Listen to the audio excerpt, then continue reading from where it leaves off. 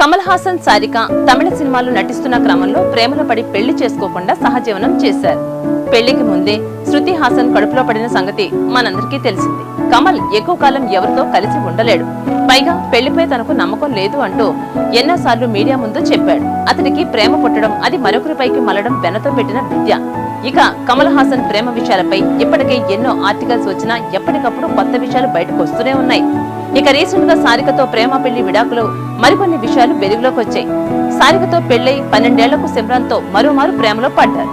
సిమ్రాన్ కమల్ హాసన్ కు 2000 సంవత్సరంలో తొలిసారి భారతలే పరవశం అనే సినిమాలో నటిస్తున్న సమయంలో పరిచయమైంది.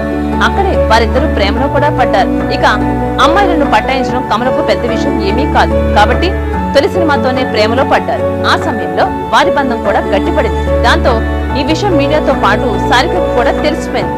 వీరి బంధం గురించి సారిక నిలదీస్తే కమల్ అబద్ధమాడకుండా చెప్పేశాడు.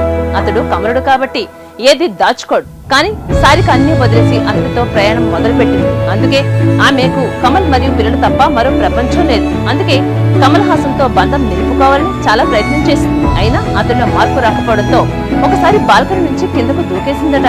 అయినా కమల్ ఆమె కోసం సిమ్రాన్ని వదిలేయకపోవడంతో 2004లో విడాకులు తీసుకుని ఆమె దోవ ఆమె చూసుకుంది.